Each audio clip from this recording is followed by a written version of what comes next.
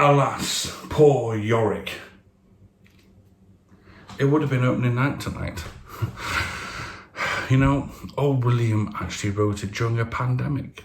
Lockdown, quarantine, whatever. Or was that And like we haven't had enough bad luck lately. To be or not to be an actor.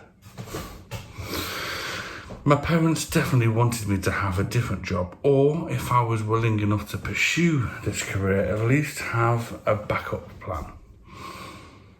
In hindsight, I guess that wouldn't have actually been a bad idea. The theatre seats were probably still warm when Mum called. She didn't say the dreaded "I told you so," but she did ask if I was okay over and over again. And whether or not I needed any money or help, or for Uncle Paul to look over my CV. Anything at all. I could hear Dad mumbling in the background. Stuff like, "There's no room for me to come home.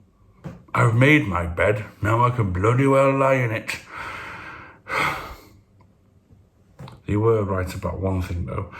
I did need to get another job, and pronto. But I was lucky, I managed to get one pretty much straight away, and it's fine. I mean, it's not what I want to do forever, but I'm getting loads of practice in acting. Stuff like, I really, really love it. It could be so much worse. I have a lot of mates who are far worse off. And of course, theatres can reopen pretty soon. You know, as long as they don't hold any live performances. Seriously, what does that even mean? It's like going to the dentist, as long as you keep your mouth shut. Now, call me cynical, but I reckon they've only done it so they can say they've done what they could for us before all the theatres start collapsing around them. It's their own fault. They've gone bankrupt. We put all the measures in so they could open up. People keep messaging me though, saying stuff like, at least we can go back and do socially distanced performances and broadcast it. But it's just not the same, is it?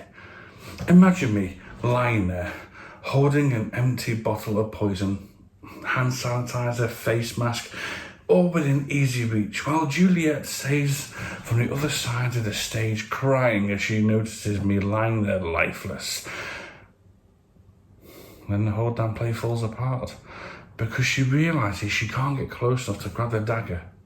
Granted, it would be a happier ending-ish. I'm still dead.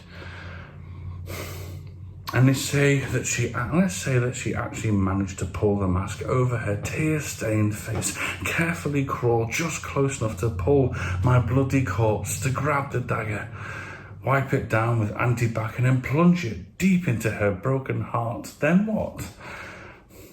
Who would cry for her?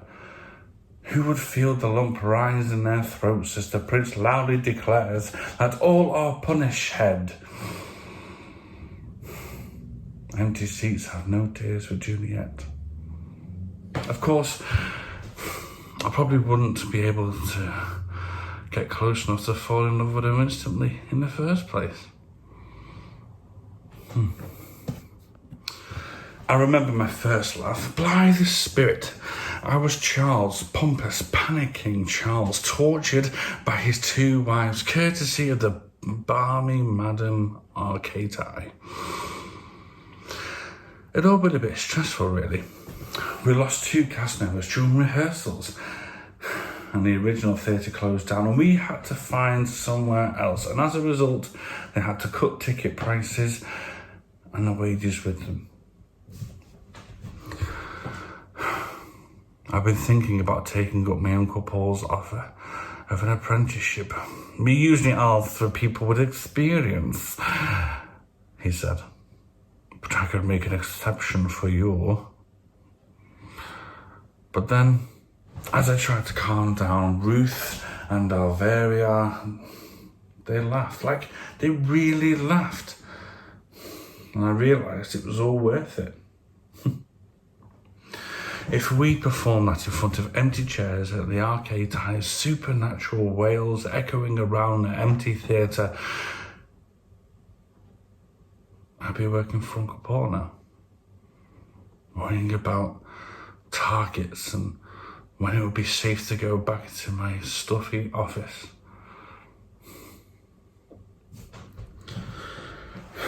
Maybe you can create a perfectly acceptable show in an empty theatre. Probably can. Maybe. Well, it's time for another day at my awesome new job. At least Mum and Dad like my new job. It's essential. You know, I never minded being non-essential. Dentists are non-essential. Until you have toothache.